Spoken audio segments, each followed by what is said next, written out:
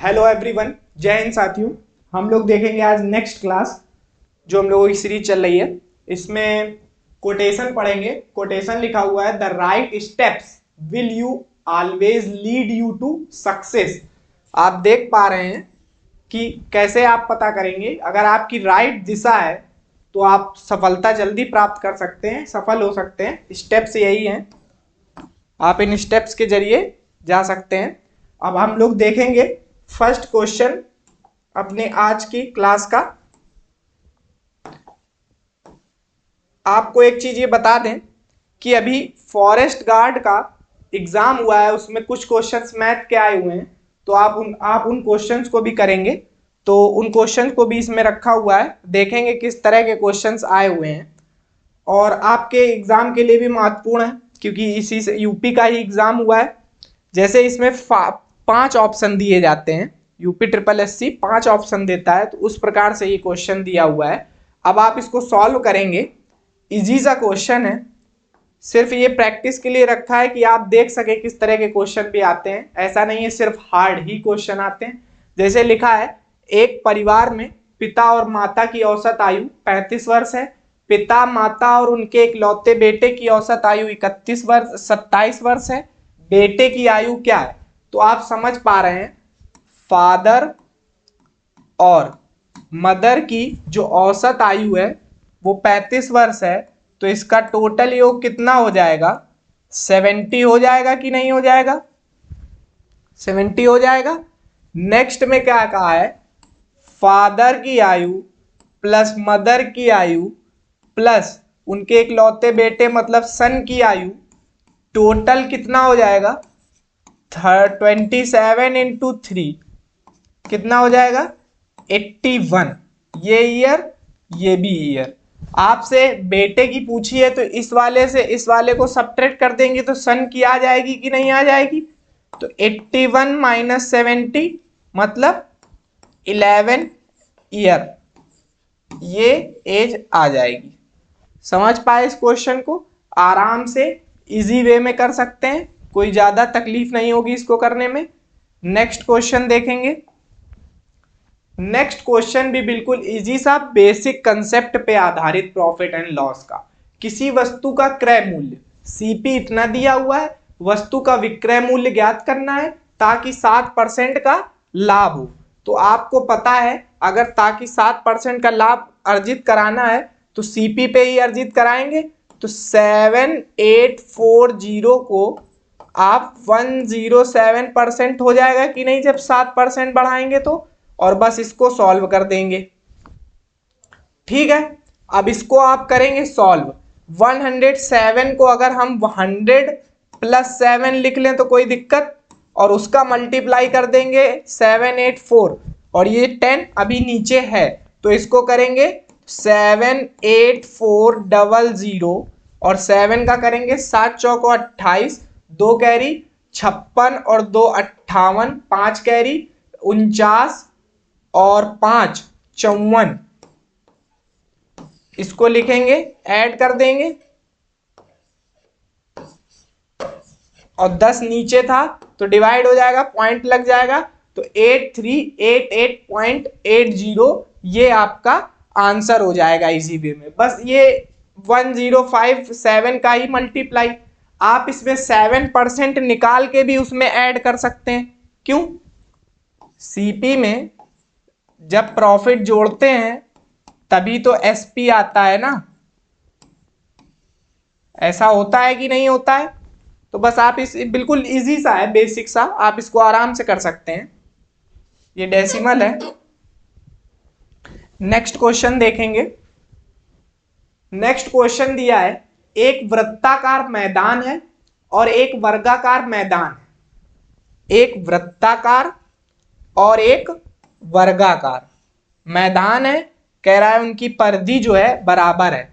वृत्ताकार की परिधि 2 पाई आर होती है और इसकी वर्गाकार की 4a, क्योंकि वर्ग की सभी साइडें इक्वल होती है। ये चीज हो गई कि नहीं हो गई? कह रहा है बराबर है। फिर उसने कहा वर्गाकार मैदान का क्षेत्रफल 12100 मीटर स्क्वायर में दिया हुआ है।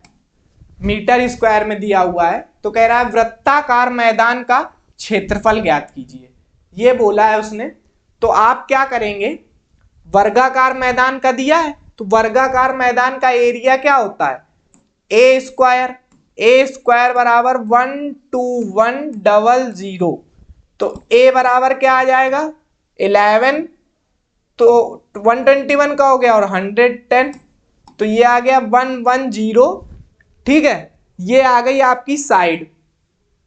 अब उसने कहा इनकी परिधि इसके बराबर थी, इनकी परिधि इनके बराबर थी। तो आप देख पा रहे हैं ये परिधि आ गई 4a, क्या आ गई 4a, ये परिधि आ गई बराबर 2 पाई की वैल्यू 22/7 और r निकाल लेंगे तभी तो आप क्षेत्रफल निकाल पाएंगे। 22 दूनी 44 और ये 44 चला गया तो आ गया 70 मीटर। 70 मीटर आपकी क्या आ गई r।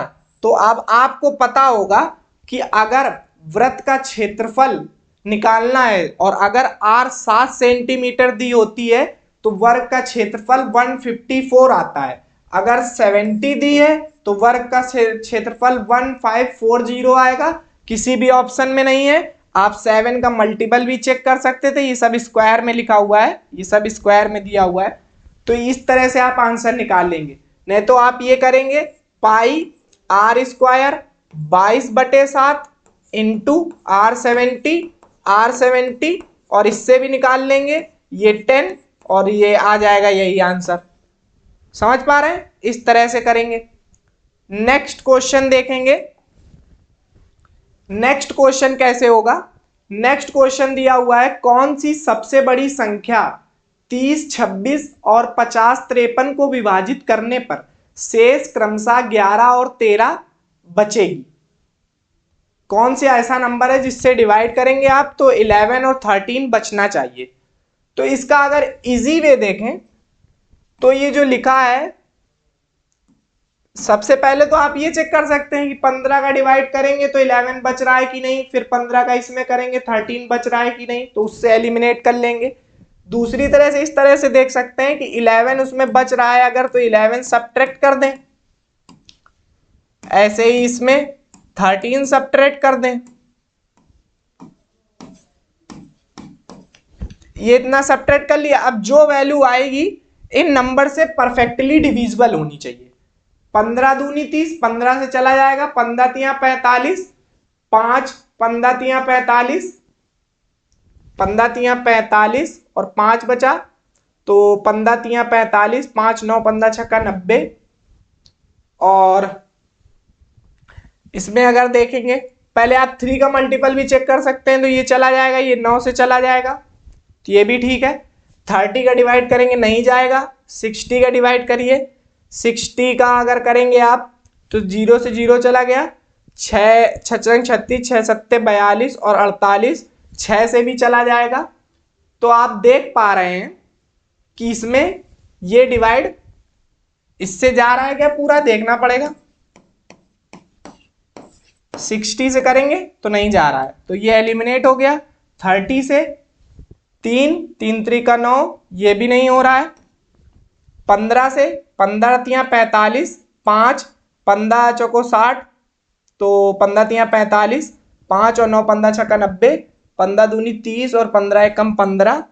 तो बड़ी से बड़ी संख्या ज्ञात करनी थी तो इसमें आप इसमें देखेंगे 15 का फैक्टर मिल रहा है, 15 तिया 45 और ये 3 से 9 पना 45 भी होता है कि नहीं होता है, 9 5 जा भी 45 होता है कि नहीं। इससे भी करेंगे 5 4 9 यूनिट डिजिट से तब भी एलिमिनेट, 5 3 8 9 तब भी एलिमिनेट। तो इसका आंसर 45 हो जाएगा। 15 से भी हो रहा है, 15 से आप करेंगे तो 15 से आपका ये बड़ी संख्या नहीं आएगी। उसने क्या बोला, सबसे बड़ी संख्या। समझ पाए आप, इस तरह से भी कर सकते हैं और डायरेक्ट भी डिवाइड कर करके देख सकते हैं तब भी आ जाएगा। जैसे अगर 15 का इसमें करें तो 15 इससे चला जाएगा, 15 तिया 45, 5 और 15 तिया 45 और इससे नहीं आएगा तो सिर्फ यही आंसर हो रहा है फर्स्ट स्टेप से भी। नेक्स्ट क्वेश्चन देखेंगे।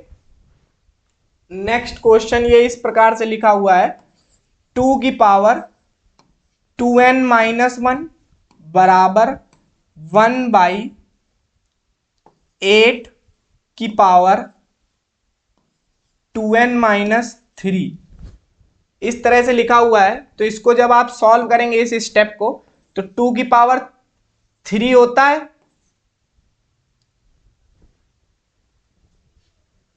2 की पावर कितना लिखा हुआ है 2n-3, 2 की पावर 3 होता है, ठीक है। और इसको आप करेंगे जब ऊपर ले जाएंगे तो यहां माइनस लग जाएगा और ये 2 की पावर 2n-1 हो जाएगा, बराबर हो जाएगा, यही तो दिया है। अब इसको अगर आप बराबर कर लेंगे 2n-1 बराबर -6n + 9, तो ये इधर आ जाएगा और वो उधर चला जाएगा, तो 8n बराबर 10, n बराबर 5/4 जो कि कहीं नहीं है, तो ये आंसर हो जाएगा। इसमें सिर्फ a की पावर n बराबर a की पावर m, तो n बराबर m, ये फॉर्मूला लगेगा, ठीक है। नेक्स्ट क्वेश्चन देखेंगे। नेक्स्ट क्वेश्चन देखेंगे क्या लिखा हुआ है, एचसीएफ का क्वेश्चन। तो एचसीएफ आप करेंगे, तो एचसीएफ में क्या दिया है, दो संख्याओं का योग, और ये दिया है एचसीएफ और ये दिया है एलसीएम, व्युत्क्रमों का योग। तो हमने लेट किया है कि जैसे एक संख्या x है और एक y है, तो इसने बोला x + y का जो योग है वो 36 है, ठीक है। फिर एलसीएम और एचसीएफ दिया है, तो एचसीएफ इंटू एलसीएम बराबर x इंटू वाई, ये हो जाएगा। इसका फॉर्मूला होता है first number into second number बराबर एलसीएम इंटू एचसीएफ, और ये फर्स्ट कंडीशन, ये सेकेंड कंडीशन। और अब इसका करेंगे अप्लाई।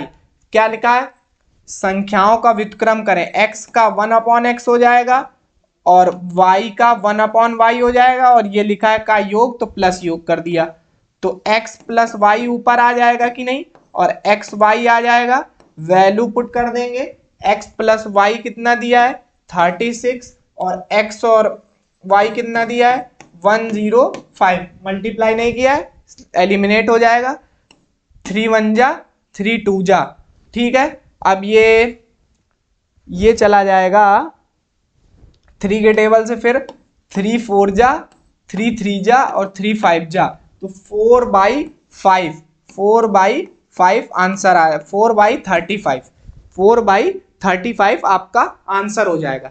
इस क्वेश्चन को आप फिक्स पैटर्न है, इसमें इतना करने की भी जरूरत नहीं है कि आप इस चीज को याद करें या करें। इसमें सीधा सा जो अगर ये बोला जाता है दोनों संख्याओं के व्युत्क्रमों का योग, तो ये जो वैल्यू आती है x + y/xy, इसमें आप डायरेक्ट जो योग दिया होगा वो रख देंगे, और जो मल्टीप्लाई में एचसीएफ और एलसीएम और एचसीएफ दिया होगा वो रख देंगे। आप देख पा रहे होंगे इस रिजल्ट से कि इसमें अगर हमें पहले से पता है तो सिर्फ हमें इतना लिखना है और एलिमिनेट करना है बस। इसका एक और अच्छा क्वेश्चन अभी रखा हुआ है इस सीट में, अभी आगे देखते हैं, इसको इस तरह से कर लेंगे। नेक्स्ट क्वेश्चन देखेंगे। नेक्स्ट क्वेश्चन क्या दिया हुआ है, एक आयताकार कमरे की लंबाई 5.5 मीटर, चौड़ाई 3.75 मीटर, तो कह रहा है कि 800 रुपए प्रति वर्ग मीटर की दर से स्लैब द्वारा फर्श बिछाने की लागत ज्ञात कीजिए। इसको कैसे करेंगे, एक आयताकार L होगा ये और ये B होगा, तो L दिया है 5.5 मीटर और B दिया है 3.75 मीटर, ठीक है। कह रहा है इसमें 800 रुपए प्रति वर्ग मीटर लागत चाहिए, तो पहले आप निकालेंगे इसका एरिया, फिक्स क्वेश्चन, एरिया आयताकार एरिया क्या होता है L इंटू बी, मतलब 5.5 इंटू 3.75।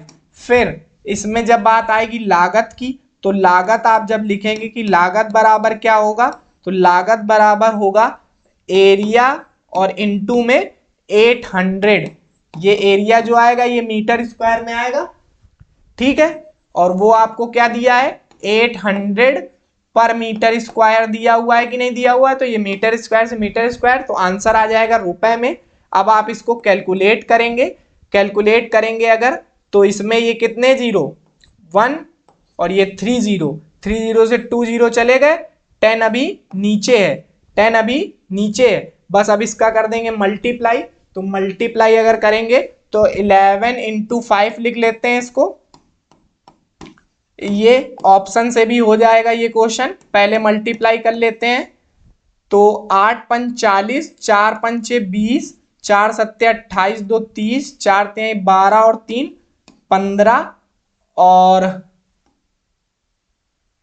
8 पंचे 40, 8 सत्ते 6, अच्छा 40 किया था ना, 11 पचे 55, 11 पचे 55 और 11 और 1 16, 16 500 आ जाएगा। ठीक है, 16 500 आ जाएगा, एक जीरो एलिमिनेट हो जाएगा उससे, ये जो जीरो बचा था इसमें एक जीरो एक्स्ट्रा आएगा जो वो एलिमिनेट हो जाएगा, तो ये आ जाएगा 10 का डिवाइड देने पे। लेकिन आपको ऐसे नहीं करना था, ना ही एग्जामिनर ने इस पर्पज से पूछा था। 5.5 मिल रहा था, 11 इंटू 5 का मल्टीप्लाई दिख रहा था, 11 का मल्टीप्लाई चेक करने के लिए आप ऑड नंबर को ऑड नंबर से जोड़ेंगे, इवन नंबर को इवन से जोड़ेंगे, तो ये नहीं हो रहा है। 6 7 0 और 5, तो ये भी नहीं हो रहा है। ये देखिए 6 और ये 6, ये 6,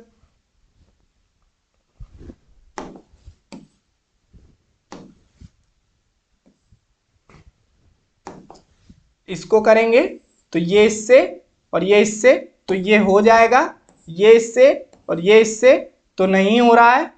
समझ पा रहे हैं? तो इस तरह से, लेकिन इसमें एक चीज ये जो लिखी हुई है लास्ट ऑप्शन, इसकी वजह से आपको पूरा करना भी जरूरी है। अगर आपके पास समय नहीं है तो आप इस तरह से ही एलिमिनेट कर सकते हैं। सबसे पहला स्टेप आपके दिमाग में यही आना चाहिए था। ठीक है, नेक्स्ट क्वेश्चन देखेंगे। नेक्स्ट क्वेश्चन क्या दिया हुआ है, एक व्यक्ति 40 किलोमीटर की 4 समान दूरियां तय करता है।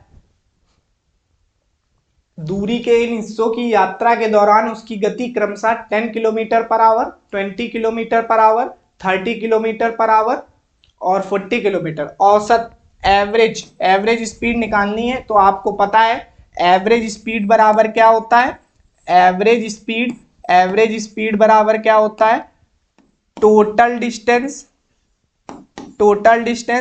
Upon total time. तो हम पहले इसमें टाइम निकालेंगे, तो पहले में क्या निकलेगा, टाइम टोटल लिख रहे हैं एक साथ। पहले में क्या निकलेगा 40/10 प्लस टाइम इकट्ठा लिख ले रहे हैं 40/20,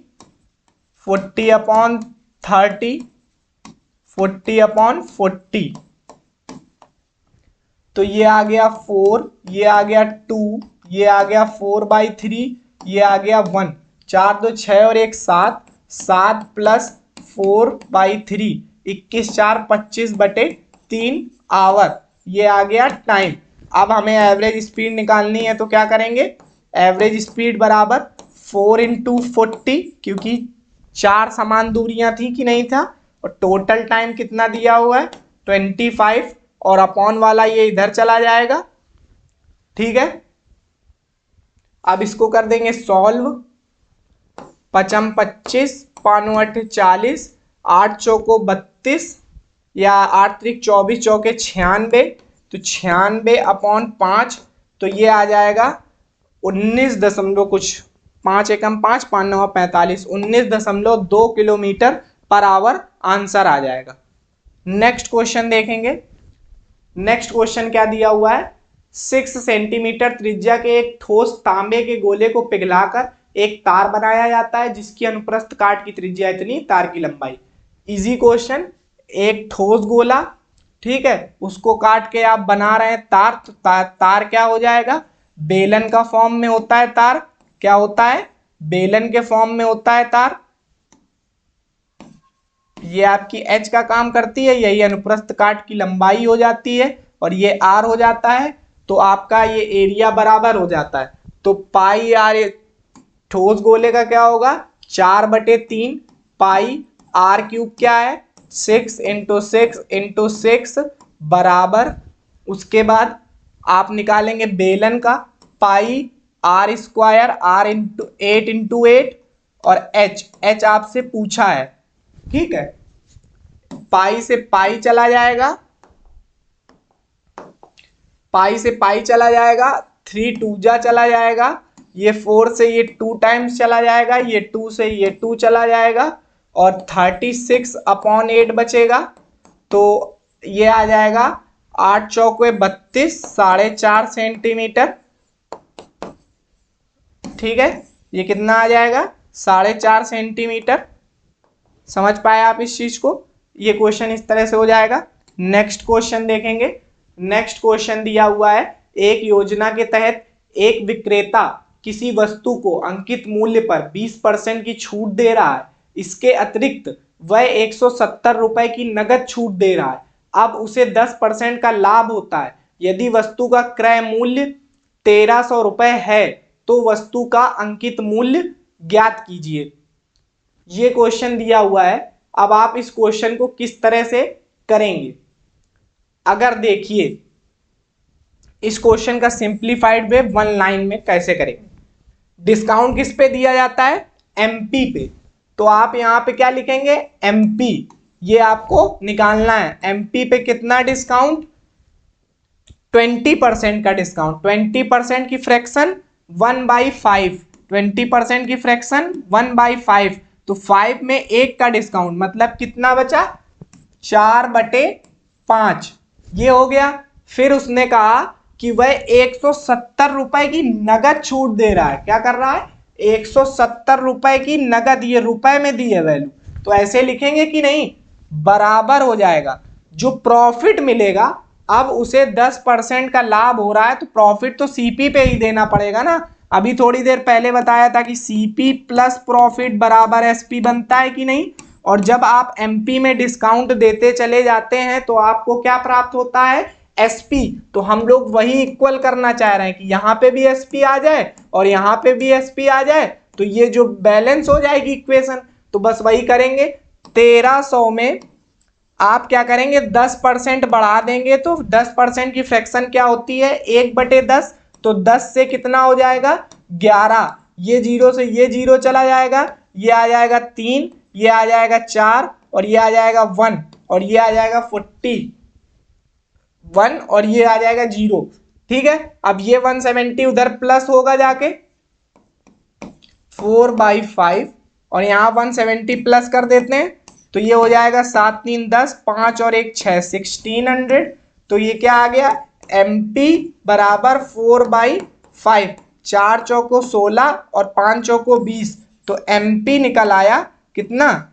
2000 निकल आया। तो ये डायरेक्ट आपका रुपए में आंसर आ गया।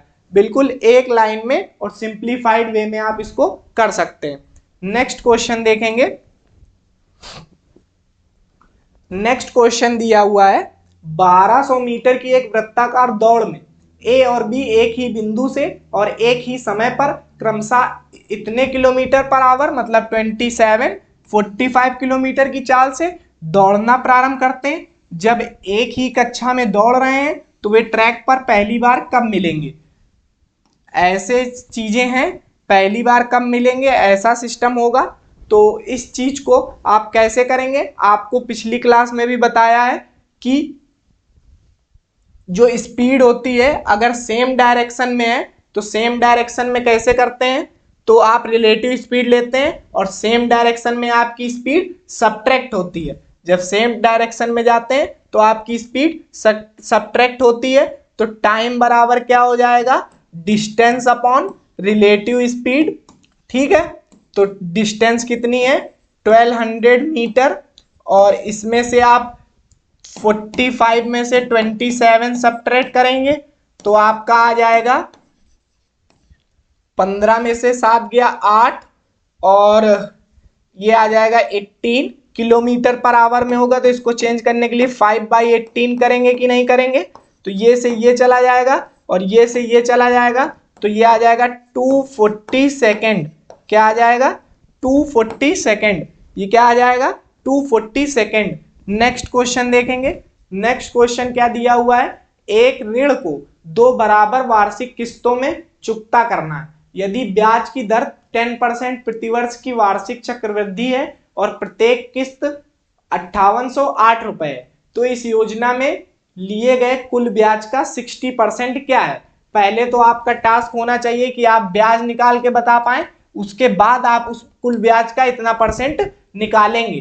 तो आपका ये इस तरह से हो जाएगा कि 10% अगर दी है प्रतिवर्ष और आपको क्या करना है 2 बराबर किस्त में, तो 10 से 11 हो जाएगा कि नहीं हो जाएगा। और सेकेंड टाइम में 10 का स्क्वायर 11 का स्क्वायर हो जाएगा कि नहीं। तो जब इसको सॉल्व करेंगे तो 121, इसको सॉल्व करेंगे तो 100, लेकिन किस्त तो बराबर करनी है, ये किस्त की बात हो रही है, तो यहाँ पे 11 का मल्टीप्लाई करना पड़ेगा कि नहीं करना पड़ेगा। आपको ये फेमस टाइप है, इसको पता होगा। इसको ऐसे करना होगा, फिर इसमें भी 11 का मल्टीप्लाई होगा, तो ये क्या हो जाएगा 1 1 10 और ये हो जाएगा 1 2 1। तो किस्त जो है आपकी 1 2 1 है, जिसकी वैल्यू आपको दी है 5808, ठीक है। और आपको ये क्या निकालना है, ये तो हो गया 210, ये आपका प्रिंसिपल का काम करेगा। और जब इसको दोनों किस्तों को आप ऐड कर देंगे तो अमाउंट हो जाएगा, तो ये 242 हो जाएगा। 1 को ऐड करेंगे तो 242, और जब इसको ऐड करेंगे तो आपको ये क्या मिलेगा, सब्ट्रैक्ट करने पे जब इसको आप सब्ट्रैक्ट अमाउंट से प्रिंसिपल सब्ट्रैक्ट करेंगे तो क्या आएगा 32, ये आपका क्या आएगा ब्याज आएगा। तो आप इसको अब करेंगे तो 1 बराबर 5808 अपॉन 121, तो इसको सॉल्व करेंगे। अब देखेंगे तो 4 टाइम जाएगा, अगर 4 2 जा 8 4, तो 4 टाइम जाएगा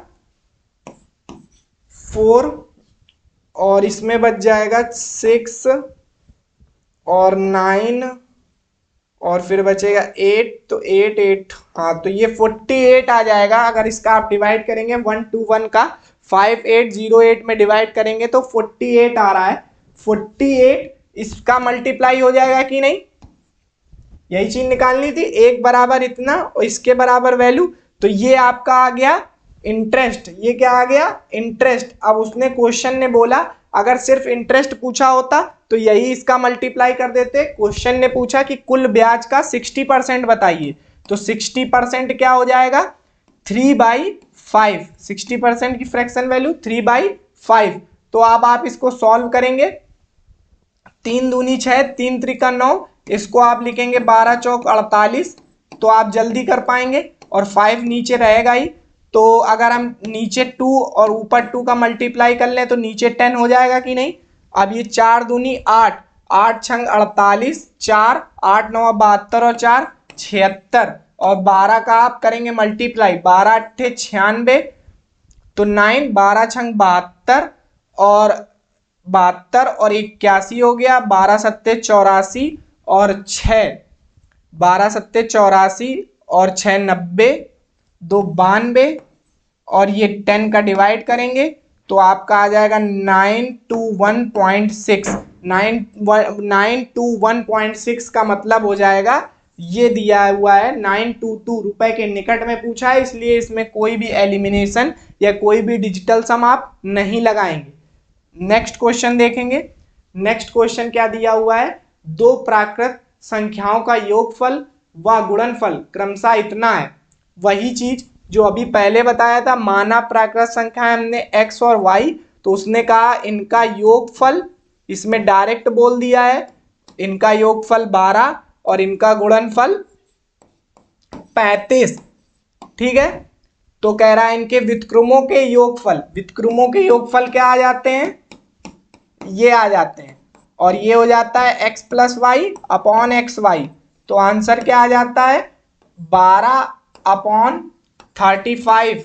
जैसे ही आपने देखा और आपने ये लगाया वैसे ही आप गलत, क्योंकि क्वेश्चन में और एक चीज ऐड की गई है। जैसे पिछला क्वेश्चन था उसकी तरह नहीं है, इसमें क्या बोला गया है योगफल का व्युत्क्रम कितना है। योगफल, व्युत्क्रमों के योगफल तो निकाल लिया आपने, लेकिन इसमें कह रहा है का व्युत्क्रम, मतलब इसको भी उल्टा करिए। तो इसको उल्टा करेंगे तो 35:12 आ जाएगा। क्या आ जाएगा? 35:12। ये आपका करेक्ट आंसर हो जाएगा। समझ पा रहे हैं? इस तरह के क्वेश्चन आपको देखने को मिल सकता है। नेक्स्ट क्वेश्चन देखेंगे, 10 धनात्मक संख्याओं का एवरेज x है, यदि प्रत्येक संख्या में 10% की वृद्धि की जाती है तो नए औसत में कितने परसेंट की वृद्धि होगी। ये बिल्कुल इजी क्वेश्चन, और इसको इसी तरह से आप याद रखेंगे कि अगर किसी भी संख्या में किसी चीज की वृद्धि की जा रही है तो फाइनल आंसर भी वृद्धि में होगा, अगर उसमें कमी की जा रही है तो फाइनल आंसर भी कमी होगा। नेक्स्ट क्वेश्चन देखेंगे। नेक्स्ट क्वेश्चन दिया हुआ है, 75 लीटर के मिश्रण में 75 लीटर के मिश्रण में दूध और पानी का अनुपात 3:2 है। यदि इस मिश्रण में से 15 लीटर निकाल लिया जाए और उसकी जगह 10 लीटर शुद्ध दूध डाल दिया जाए तो मिश्रण में दूध और पानी का नया अनुपात। देखिए, दो कंडीशन की बात हो रही है। मान लिया ये कंडीशन है, यहाँ पे जब है तो 3:2 है और इसमें है कितना 75 लीटर। जब इससे 15 लीटर निकाल दिया, 15 लीटर निकाल दिया तो बचा कितना 60 लीटर बचा। तो लेकिन रेशियो तो वही रहेगा ना, रेशियो तो वही रहेगा। तो बस इसको एलिमिनेट कर लें आप, 5 बराबर 60 तो 1 बराबर 12। तो आप अब इसकी वैल्यू क्या हो जाएगी इस रेशियो की, 12 तिहाई 36, 12 दूनी 24। क्या कह रहा है, अगर उसकी जगह 10 लीटर शुद्ध दूध, दूध क्या है फर्स्ट वाला, 10 लीटर शुद्ध दूध मिला दें तो रेशियो कितना हो जाएगा 46, और पानी में कुछ नहीं किया तो वो वैसा ही रहेगा। एलिमिनेट करेंगे 2 के टेबल से और आप आंसर तक पहुंच जाएंगे। समझ पा रहे हैं? इस तरह से आप आंसर तक पहुंच जाएंगे। इजी फॉर्म में है कि नहीं है क्वेश्चन। इससे आप 15 लीटर निकालेंगे, उसके बाद इसमें रेशियो मेंटेन करेंगे, रेशियो से जो वैल्यू आई उसको सिंप्लीफाई करेंगे। सिंप्लीफाई करने के बाद क्वेश्चन ने बोला कि शुद्ध दूध डाल दिया जाए अगर 10 लीटर तो आप दूध में ही मिलाएंगे, उसके बाद पानी तो वैसे ही रहेगा, तो आप सिंप्लीफाई करके इस रेशियो में पहुंच जाएंगे। नेक्स्ट क्वेश्चन देखेंगे। नेक्स्ट क्वेश्चन है इलेक्शन बेस्ड। ये क्वेश्चन परसेंटेज का फेमस क्वेश्चन हो चुका है, क्योंकि इस क्वेश्चन की संख्या ज्यादा है हर एग्जाम में आने की, तो ये इंपॉर्टेंट क्वेश्चन है। आप इसमें देखेंगे क्या लिखा हुआ है, एक चुनाव में 80% योग्य मतदाताओं ने अपने वोट डाले, इनमें से 5% वोट अवैध घोषित कर दिए गए। यदि एक विजयी उम्मीदवार को इतने वोट मिले तो कुल वैध वोटों का 60% है, तो नामांकित कुल योग्य मतदाताओं की संख्या कितनी है। अगर हमने माना x है मतदाताओं की संख्या, टोटल 100% होता है, 80% योग्य मतदाताओं ने वोट डाले, तो 80% का मतलब 4/5। ठीक है, 5% अवैध हो गए, 5% अवैध हो गए, 95/100 हो गए कि नहीं। 100 में से 5% अवैध हैं तो 95% हो गए। तो ये जो वैलिड वोट आए हैं, अब इसने कहा है, ये लाइन देखिए, जो कुल वैध वोटों का 60% है, जो कुल वैध वोटों का 60% है, तो ये बराबर हो जाएगा कितने वोट के, इसने विजयी उम्मीदवार को 11,400, 11,400। इससे आप एलिमिनेट करेंगे ये